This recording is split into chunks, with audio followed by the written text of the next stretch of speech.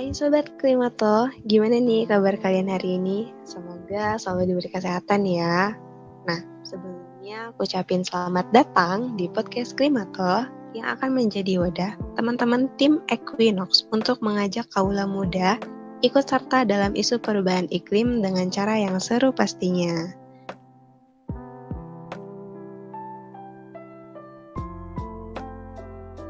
Tanpa basa-basi lagi, kenalin, nama aku Melanie yang akan memandu sharing di seri podcast tentang iklim kali ini. Nah, kebetulan kita kedatangan gue star kali ini, yaitu Kak Divina Umanita Ilian. Halo Kak Divin, selamat pagi. Hai, pagi Kak Melanie, kenalin aku Divina. Kenalin semuanya, aku Divina dari IPB, mahasiswa meteorologi.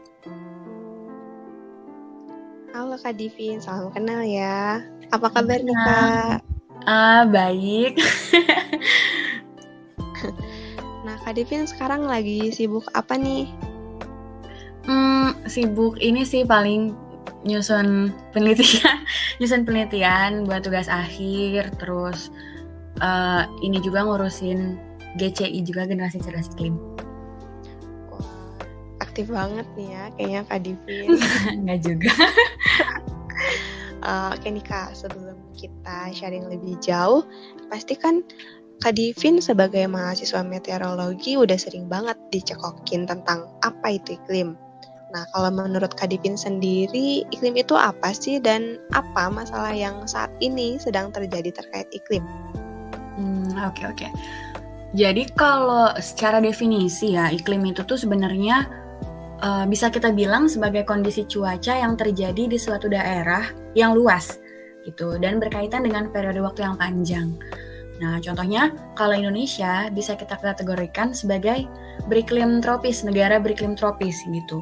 Bedanya kalau sama cuaca itu cakupan wilayahnya lebih sempit dan waktunya relatif lebih singkat. Contohnya misalnya Jakarta pagi ini cuacanya mendung gitu, atau cuacanya cerah atau berawan kayak gitu. Sesederhana kayak gitu sih sebenarnya. Gitu ya teman-teman. Jadi intinya itu kalau cuaca itu yang lagi kita rasain sekarang dan iklim itu apa yang akan terjadi ke depannya. Ya. Gitu ya kan Kak? Benar. Oke, lanjut lagi. Aku juga yakin nih teman-teman pasti pernah atau bahkan mungkin sering dengar tentang masalah iklim, yaitu perubahan iklim. Nah, sebenarnya apa sih Kak perubahan iklim itu kalau menurut Kak Divin? Oke, jadi kita mulai masuk ke isunya ya, jadi perubahan iklim gitu. Aku yakin banget bahwa semua yang ngedengerin saat ini udah sering banget ngedenger istilah ini. Entah itu dari feeds Instagram, entah itu dari berita di mana ya, di website mungkin, di media sosial, di YouTube, dan sebagainya gitu. Bahkan mungkin ada teman-teman yang udah sering ngedenger nama tokoh ini, misalnya Greta Thunberg gitu. Nah, dia ini adalah salah satu penggagas gerakan Fridays for Future gitu, atau School Strike for Climate kayak gitu. Nah, ini adalah salah satu gerakan yang global sifatnya dan men-tackle isu ini gitu. Sebenarnya isu perubahan iklim tuh apa sih? Apakah artinya iklim di Indonesia yang awalnya tropis ini ternyata bisa berubah menjadi iklim subtropis kayak gitu, atau iklim gurun? Nggak gitu ya. Jadi semoga nggak ada yang mikirnya kayak gitu ya, karena kalau secara definisi, jadi kalau secara definisi itu perubahan iklim itu adalah kondisi saat intensitas suatu unsur iklim ini mengalami perubahan atau mengalami penyimpangan dari kondisi rata-ratanya. Contohnya gimana? Contohnya misalnya curah hujan di kota Jakarta nih. Biasanya itu adalah 2.500 mm per tahun. Nah, suatu ketika di tahun berikutnya ternyata curah hujannya naik jadi 3.000 mm gitu. Atau mungkin turun jadi 2.000 mm di tahun selanjutnya itu. Nah, apakah itu bisa langsung otomatis kita nilai sebagai perubahan iklim? Belum tentu, karena bisa jadi itu hanya sekedar anomali atau variabilitas iklim yang terjadi gara-gara fenomena iklim yang terjadi, contohnya El Nino atau La Nina kayak gitu, Kak. Nah, kayak gitu gitu ya teman-teman. Jadi itu tadi adalah definisi dari perubahan iklim menurut Kak Divina. Jadi belum tentu gejala-gejala iklim yang kita rasain sekarang itu perubahan iklim ya Kak. Iya. Bisa aja apa tadi namanya, variabilitas ya. Iya. Nah, butuh berapa lama sih Kak buat nyimpulin kalau itu tuh perubahan iklim? Oke, kalau dari apa yang aku dapat selama kuliah itu kurang lebih 20-30 tahun dulu gitu. Kalau kurang dari itu, kemungkinan itu variabilitas iklim gitu. Wah, berarti lama juga ya Kak buat studi tentang perubahan iklim ini. Ya, benar. Makanya kita bersyukur banget atas penelitian ini, Profesor Killing ini. Oh, betul banget. Apa tadi nama itunya? Killing curve ya? Ya. Nah, ini pengetahuan baru ya teman-teman. Nah, sekarang masih terkait perubahan iklim nih. Pasti ada penyebabnya dong ya. Nah, salah satu penyebabnya itu adalah akibat dari kegiatan manusia kayak kita-kita. Karena tanpa disadari mungkin banyak banget aktivitas kita yang menghasilkan emisi gas rumah kaca. Dari bangun tidur sampai tidur lagi, pasti banyak banget kegiatan kita yang menghasilkan emisi gas rumah kaca. Betul kan ya Kak? Iya benar, jadi ini tuh kaitannya ada nanti istilahnya itu carbon footprint atau jejak karbon gitu. Betul, tadi namanya carbon footprint. FYI, ini kalau teman-teman masih belum tahu ya apa itu carbon footprint. Jadi jejak karbon itu adalah jumlah karbon atau gas emisi yang dihasilkan dari aktivitas kita dalam kurun waktu tertentu. Seperti yang tadi udah aku bilang, jadi kegiatan kita pasti banyak atau mungkin banyak atau sedikitnya, tapi pasti ada yang menghasilkan emisi gas rumah kaca. Contohnya pas kita pakai kendaraan, pakai energi listrik, bahkan dari makanan yang kita makan juga. Oke, kita balik lagi ke perubahan iklim. Kalau menurut Kak Divin sendiri, pernah nggak sih kakak ngerasain dampak secara langsung dari perubahan iklim itu? Dan apa? Contohnya kayak gimana? Pernah ya. Menurutku salah satu dampak yang bisa langsung kita rasain itu ya dari perubahan suhunya gitu. Jadi udah banyak berita yang mengabarkan kalau ternyata tahun-tahun terpanas dalam sejarah itu tuh terjadi dalam dekade ini loh gitu. Ya dalam 10 tahun terakhir ini gitu. Bahkan Intergovernmental Panel on Climate Change atau singkatannya IPCC itu tuh dalam laporannya atau dalam assessment reportnya tahun 2018 kemarin itu menegaskan bahwa ternyata kegiatan manusia, kegiatan antropogenik yang terjadi di masa lampau dan di masa kini, itulah yang membuat emisi gas rumah kaca di atmosfer ini meningkat.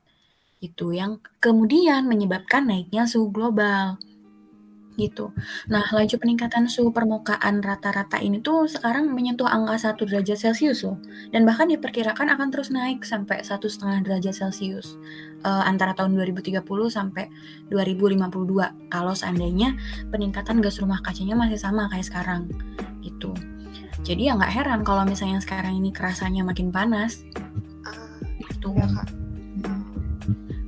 Terus aku mau nanya nih Kak, peningkatan sebanyak 1 derajat atau mungkin 1,5 derajat itu apakah memang cukup tinggi gitu, dan apakah dampaknya memang separah itu apa gimana ya Kak? Iya itu ini tinggi loh karena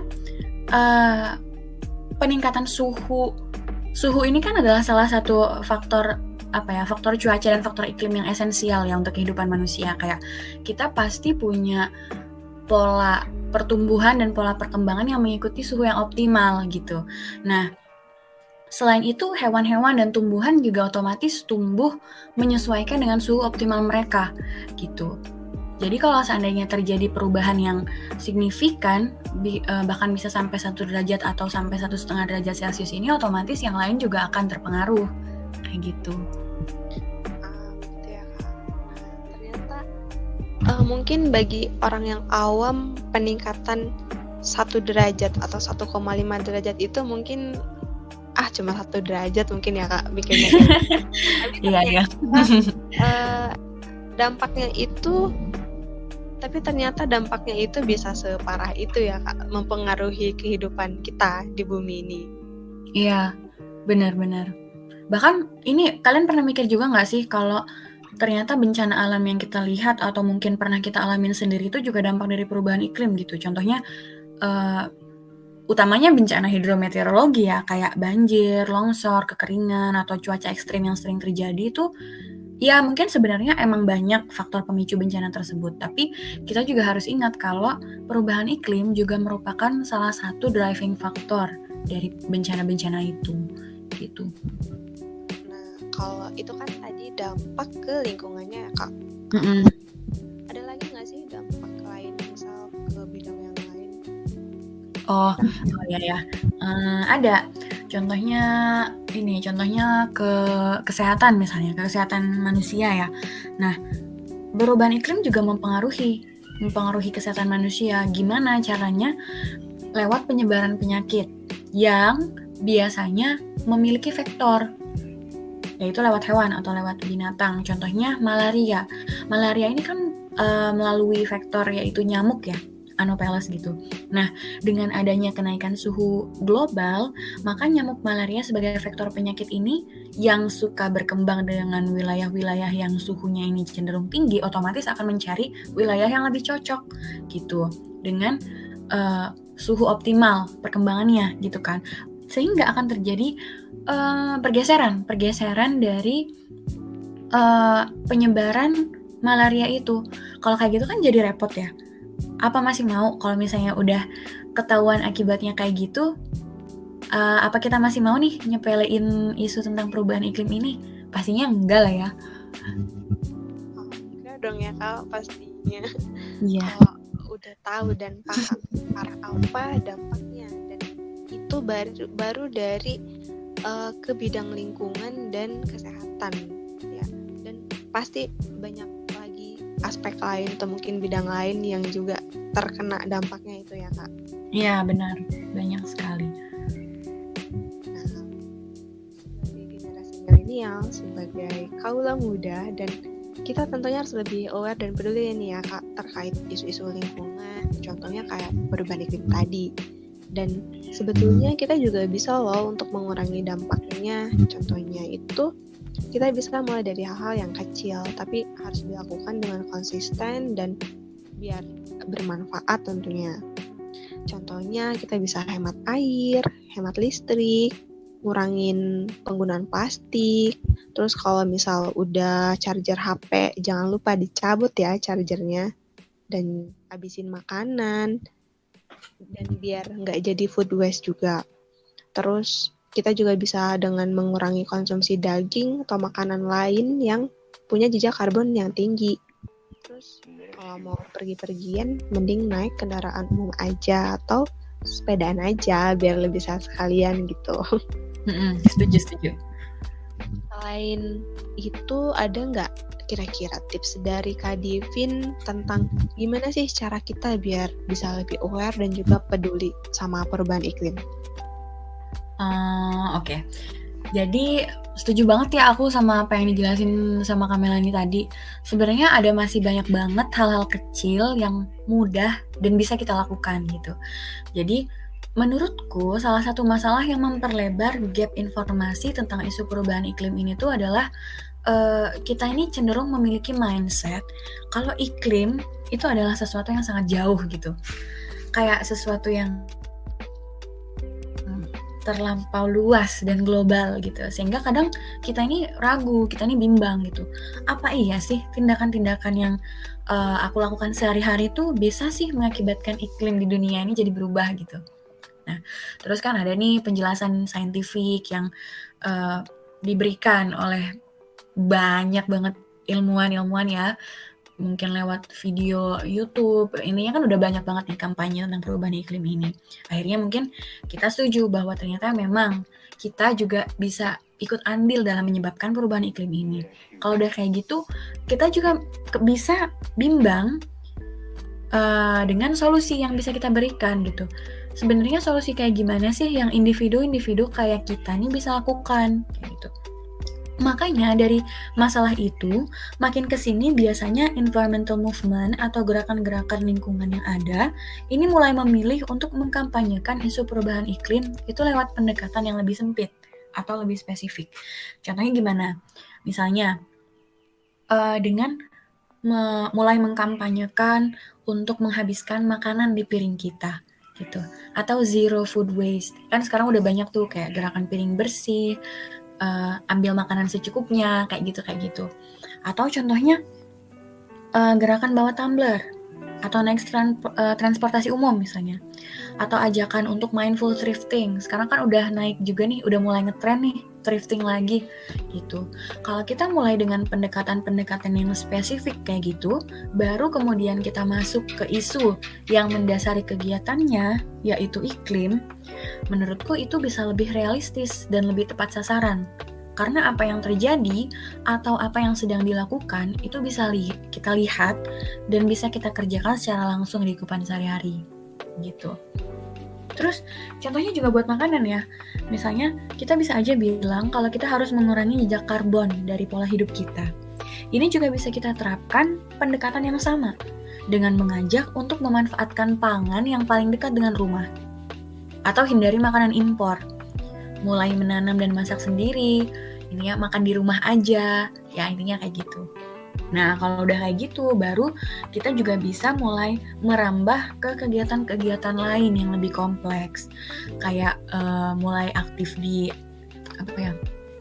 komunitas lingkungan kayak gitu. Atau ikut gerakan, misalnya kalau ada yang menanam 1000 pohon atau reboisasi, kita bisa ikut di situ. Atau juga kalau misalnya kita punya akses yang lebih, kita bisa beli solar panel dan mulai masang sendiri di rumah misalnya, dan sebagainya. Tapi kalau misalnya untuk ngelakuin itu semuanya dirasa berat, ya seenggaknya kita bisa lah ngelakuin satu hal asalkan itu konsisten dan bermanfaat. Contohnya, kalau kita nggak bisa pakai transportasi umum karena ada kepentingan lain yang lebih mendesak, ya kita bisa fokus di hemat air dan hemat listrik. Pakai air secukupnya, pakai listrik secukupnya, matiin saklar kalau udah nggak dipakai, kayak gitu. Atau kalau kita nggak bisa mengurangi konsumsi daging, ya kita bisa konsisten mengurangi penggunaan plastik. Gitu. Bawa kantong belanja sendiri, mengurangi penggunaan plastik sekali pakai sedotan stainless straw, dan sebagainya. Hal-hal kayak gitu nih, kalau kita lakuin sekarang, ya emang belum bisa kita langsung rasakan ya manfaatnya gitu. Langsung besok kita rasakan manfaatnya misalnya, enggak. Tapi ini bisa jadi suatu bentuk investasi kita terhadap lingkungan dan untuk kehidupan yang lebih baik di generasi selanjutnya. Nah, itu tadi ya teman-teman penjelasan dari mulai dari bahasan kesadaran akan hal-hal yang kita lakukan, apakah memang berkontribusi untuk perubahan iklim ataupun enggak gitu. Kayak kentut aja tuh sebenarnya itu bisa berkontribusi nggak sih Kak? Iya, sebenarnya fun fact. Jadi salah satu gas rumah kaca yang diemisikan itu adalah metana gitu. Lucu nggak sih? Kayak ternyata sesimpel itu ada loh kaitannya sama iklim gitu. Aja tuh sebenarnya kita ada berkontribusi meningkatkan emisi gas rumah kaca di atmosfer ya guys. Oke, tadi juga Kak Divin sempat mention dari hal-hal kecil sampai ke big action ya Kak. Gimana kita menghadapi dampak dari perubahan iklim ini, dan seperti yang tadi udah Kak Divin bilang, kalau hal kecil pun sebetulnya nggak apa-apa ya Kak, kita lakukan asal konsisten dan berkelanjutan gitu, sampai akhirnya manfaatnya juga bisa kita rasakan, dan bukan buat kita aja, tapi juga buat di masa depan, buat anak cucu kita nanti ya Kak. Iya, karena hal kecil kalau misalnya banyak orang yang melakukan juga akan terasa besar gitu kan. Nah, betul banget. Jadi ini juga PR nih ya Kak buat kita sebagai anak muda, gimana caranya biar kita sendiri dari diri kita buat memunculkan rasa aware itu, dan gimana untuk mengajak yang lain buat berkontribusi gitu untuk bumi yang lebih sehat. Ya, benar-benar. Nah, jadi ya teman-teman, itu tadi tips-tips dari Kak Divin, dan patut untuk kita coba praktekkan ya. Karena nggak susah sebetulnya kalau kedengarannya ya Kak, tapi mungkin dari actionnya itu agak susah gitu. Iya, nggak apa-apa kita nyoba dari hal-hal yang lebih kecil dulu mungkin. Dan sebetulnya kalau kita ngomongin soal perubahan iklim itu pasti banyak banget aspek yang terkait, dan itu akan menjadi bahasan yang sangat panjang. Tapi apa yang tadi kita sharing tadi itu secara garis besarnya aja ya, dan diskusi basic yang bisa aku dan juga Kak Divin sharing ke teman-teman semua. Nah, thank you banget nih Kak Divin udah mau main ke podcast Klimato dan sharing bareng-bareng di sini. Ya, sama-sama. Makasih juga Klimato atas kesempatannya ya. Sukses selalu ya Kak Divin, dan semoga bisa jadi aktivis lingkungan biar Amin. Biar lebih banyak mengkampanyekan khususnya terkait isu perubahan iklim ini ya. Iya, amin. Oke, nah itu tadi teman-teman, semoga ada manfaat dan ilmu yang bisa didapetin ya setelah dengerin podcast kali ini, dan tunggu juga seri dari podcast lainnya dari Klimato. Thank you for listening and see you in another podcast session. Bye-bye. Bye.